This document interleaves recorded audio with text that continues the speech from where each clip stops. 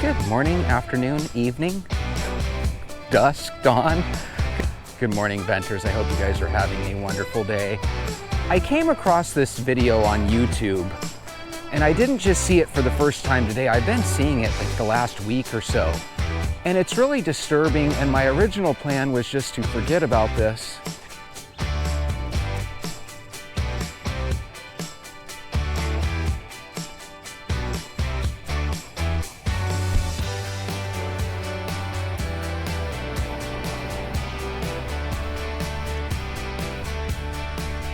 Guys, do you know who Jesse Stone is? Jesse Stone is a 14-year-old that lives in Reddick, Florida, who had a neighbor that was 91 years old. And for whatever reason, this woman was always very kind to Jesse. And instead of treating her with reverence and respect, he ended up going into her home late at night, beat her, and then basically SA'd her.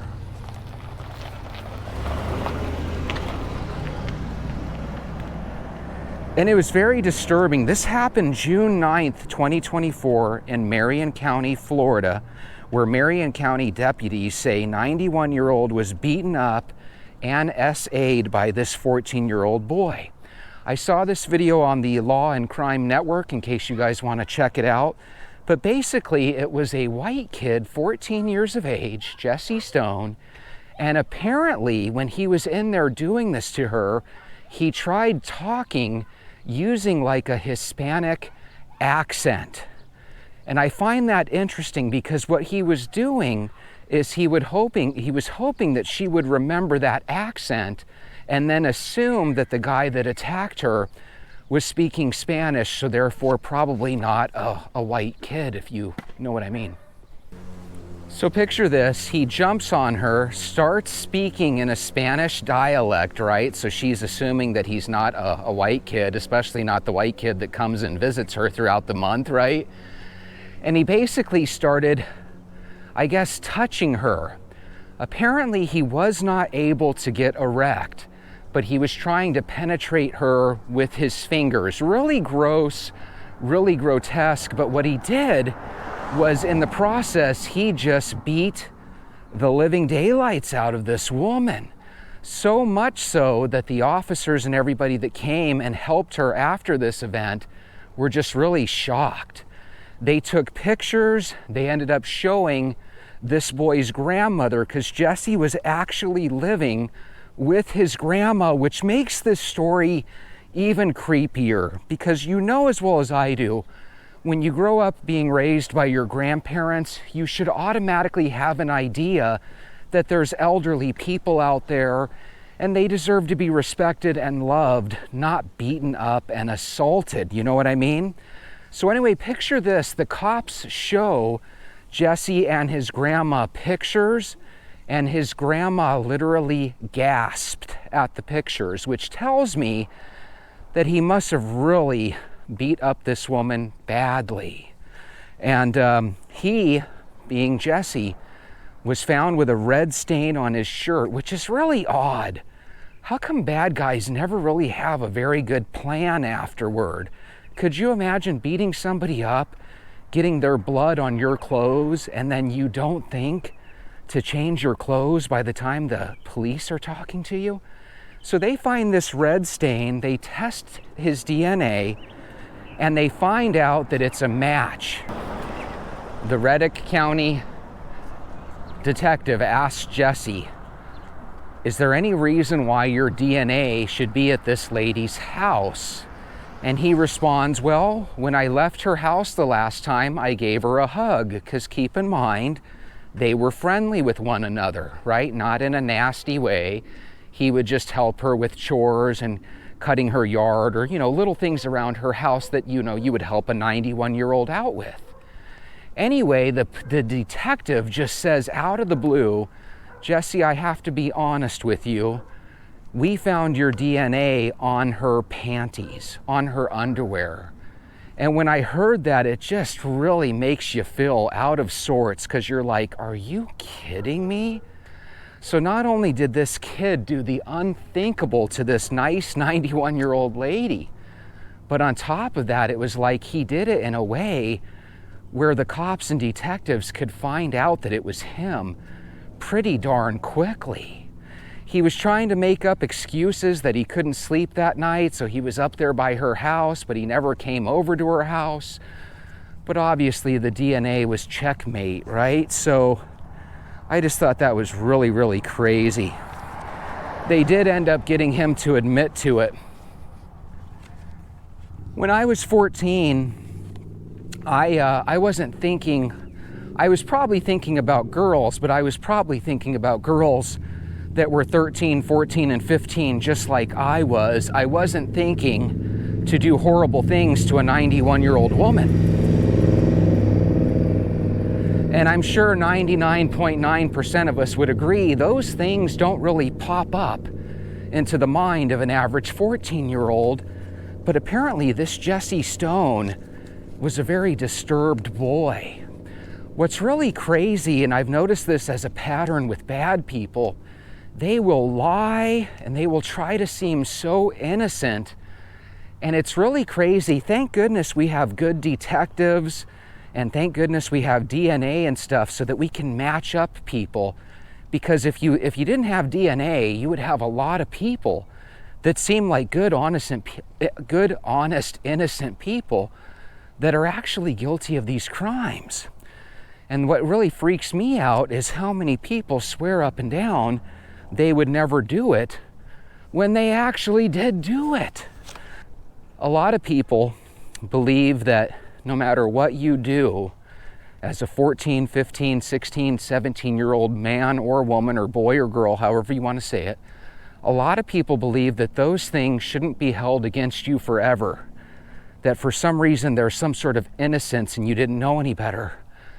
But I think we need to get away from that thinking. I think each and every one of us, by the time we're age 14 or 15, I think every one of us knows right from wrong by that age.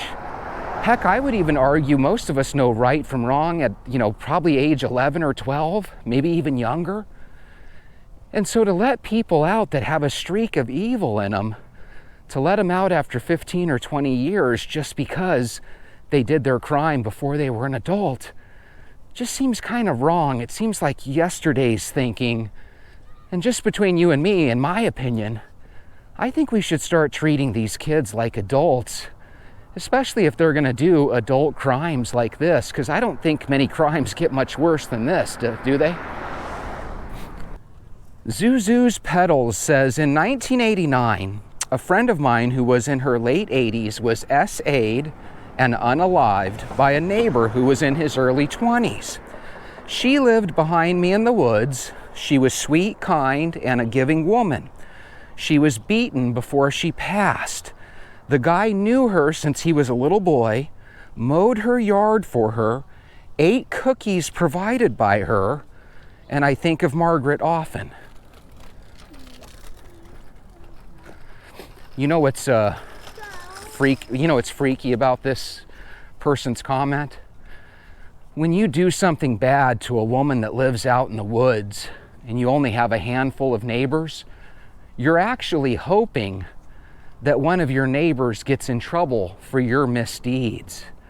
And that's what's so scary. This guy is writing this comment because he has a memory of this elderly lady that was just this nice lady that lost her life, right? And I suppose there's some people out there that can say, well, Jesse, she lived to her late 80s, so at least she got to enjoy most of her life. Well, when you're in your late 80s, you probably appreciate life more than ever. And to know that we have elderly women and men that get taken out like this just seems really disgusting to me.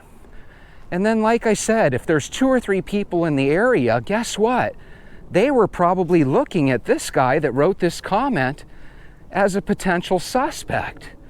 So again, when your evil starts to leach out into the community, and all of a sudden there's a chance that somebody could be taken to jail for the rest of their life for something you've done, oh my God, that makes it that much worse. Now, it looks like he must have done something back in the day that really led people to believe that it was him, because From my memories, I don't think they had DNA back in 1989. Wasn't that more of a 1990s thing? I believe it was. J.B. Robb, 1750, says 91 years on earth, talking about this lady, and this nasty creep ruins your last days. So I don't know about you, but at 91, I'm hoping she recovers from this and lives at least another 10 or 15 years, right? But what this guy says is probably true. She's probably living in the last couple days of her life, and this beating she took at the hand of this teenager probably isn't going to make it easier for her to live longer. You know, it's probably going to make it easier for her to perish. And how is she going to get along by herself? I'd imagine she's probably petrified and terrified. With that being said, she was strong enough to make a call to 911, and thankfully this kid is now behind bars, or soon will be. What freaks me out is because he's 14, there's probably going to be some law in the book somewhere, and because he didn't totally take her life, he's probably going to be out amongst us in another 20 or 25 years, maybe even less. That's what kind of gets me about our laws. Some people break a law, they go away, and you never see them again. Other people, they do an even more heinous act, and then they're back out in the community 15 or 20 years later. Would any of you guys want to live next to this kid at any point in the future for the rest of time? I would never want to live next to this kid. And if I found out that my granddaughter or my daughter or, you know, a friend of mine was living by this guy, just, you know, scuzzbucket. Now people can say, Jesse, you do your time, you get reformed, you know, you forgive yourself, you get with God, people can change. Man, people can change, I suppose, but I don't know if evil can change. Does evil change its ways? This kid seems to me like he's got some major problems, and it's not like he came clean and said, I did it, I feel so guilty, I'm so wrong. He was hoping to talk his way out of it. Efren Rivera says, you know, it's bad when they release your name, your face, and your voice as a minor. I would definitely agree with that. Usually whenever kids are involved, they try to go out of their way to protect the identity of the bad guy, so to speak. But in this situation, and I don't know if it's just because Florida has a way of doing this, right? Sharing people's pictures and stuff.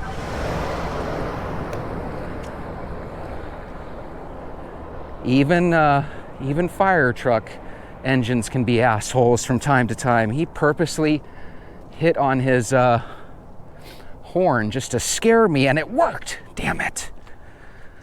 By the way, what do you guys think of the idea that he tried using a Spanish accent so that people would think, or at least so she would think, that he was like Hispanic? And by the way, one of her neighbors was either Mexican or Hispanic. And again, this is like his way of trying to make people think it's someone else, which is just even more evil.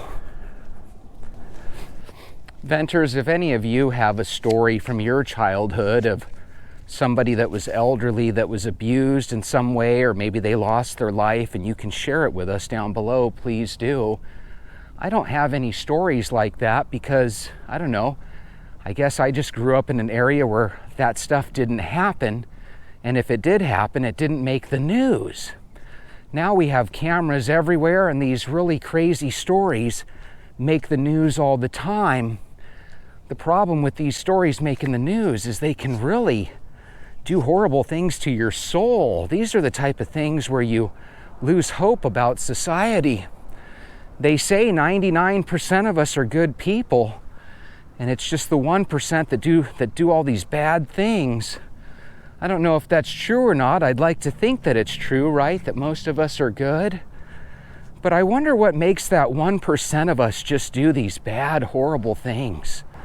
And by the way, congratulations, Philadelphia Eagles fans. I was happy the Eagles won. It's really weird because Patrick Mahomes is probably my favorite football player, But I just like going for the underdog. And I felt like Philadelphia was the underdog. But man, they were up 24-0 at halftime. And unlike Kansas City normally plays, they just didn't seem like they really showed up at all. So as far as best Super Bowls, I think we can all agree that one was kind of below average, right? Not the best Super Bowl. I'm starting to think that everything about this movie that we call America might just be overrated and crap. We were all led to believe from the very beginning of our existence that there was something really wonderful and special about this country. But I gotta be honest, over the last year that we've been kind of going over these different scenarios, I'm starting to think that we were all lied to. Does anybody else agree with me that I'm starting to think this country looks like it's great on paper, but in reality, it's nothing special? A special country would protect us from bad people. A special company wouldn't have a special country wouldn't have a recidivism rate that's so high where a majority of the crimes are actually committed by people that have already been in jail. I mean, there's something really lame about that, isn't there? Something really lame about the country. And then if you tell people that you love the country, they act like you're a bad person on top of it. I can't help but think darn near everything in the US is backwards. Scottish girl says his own grandma gasping when she sees the photos of what her grandson did. It's just heartbreaking. That's what blows me away the most. You think this kid would let somebody do that to his grandma? And yet he's okay doing it to someone else's grandma? And you know as well as I do, when you're 91, you can probably barely move. It probably takes you 3 or 4 minutes just to go from one side of the house to the other, and just to know that there's people out there that'll try to take advantage of you and hurt you. God, how scary is that? I heard a little bit of the court case, and his grandmother was up there kind of talking about how he's a really good boy, and oh my God, that's what gets me the most irritated. Legitimate good people will actually try to vouch for you when you're a bad person. And every single time it just looks really silly. It's like, my God, you're a good person. I understand this is your grandson, but he is guilty as sin. Can you just let us throw him in jail and throw away the key? Do we really need to battle so that this guy gets out in 20 years? And do we really need to beg the judge for leniency? Oh, I don't know how a judge can give one person the death penalty and give another person 20 years to life. I just don't understand that. My thinking is, when you take someone's life, when you do something heinous like this guy did to the 91-year-old, I just feel in my heart that there's certain crimes where they should never let you among society again. And sometimes I wonder, am I the only one that feels that way? Because I never hear people say, I agree with you, Jesse. Throw away the key. Never let him out. Put him, take away his life. I almost never hear anybody say that. So apparently it's just me, but man, I am tired of these bad people. Sometimes you'll just be next to somebody in a grocery store and you can just tell this person next to me is just not the best human being. Are you judging people without knowing? Yeah, I suppose. But why else would God give you those gut feelings? You can just tell when someone's bad news, And a lot of times these guys that come out of prison and jail, you can just tell they haven't learned nothing. They're going to be going right back in there in a couple of weeks or months. All they're waiting is to victimize somebody. That's why whenever it comes to whose side are you on, the victims or the bad guys, I am always on the side of the victims. I just wish everybody else was. By the way, the Hunter Biden thing, where his dad pardoned him, he's out there making money hand over fist, right? Using his dad's political pull, as the lever to get money. And he's sitting there with prostitutes and stuff, having sex and stuff. I don't think any of those things are something where somebody should go to prison for the rest of their life. I really don't. there's a far cry between that and then what this kid did to the elderly woman. And there's a far cry between that and when people eliminate and unalive people. I just feel like there's certain sins that we as humans just don't really have a right to forgive people for. I guess that would be the best way. When you give somebody 20 years and you give them a chance to get out, what you're really doing is you're forgiving them on behalf of everybody. Well, not everybody feels like these people should be forgiven. What makes it really unfair is if this happened to the judge's grandma, the judge would throw that kid in the garbage and never let him out. But again, because it's some random elderly woman, I guarantee you this kid's probably going to get 20 to 25 years. And you know as well as I do, that means he'll probably be out in 10 or 15.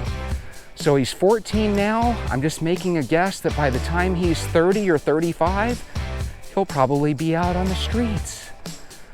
Seems kind of sick.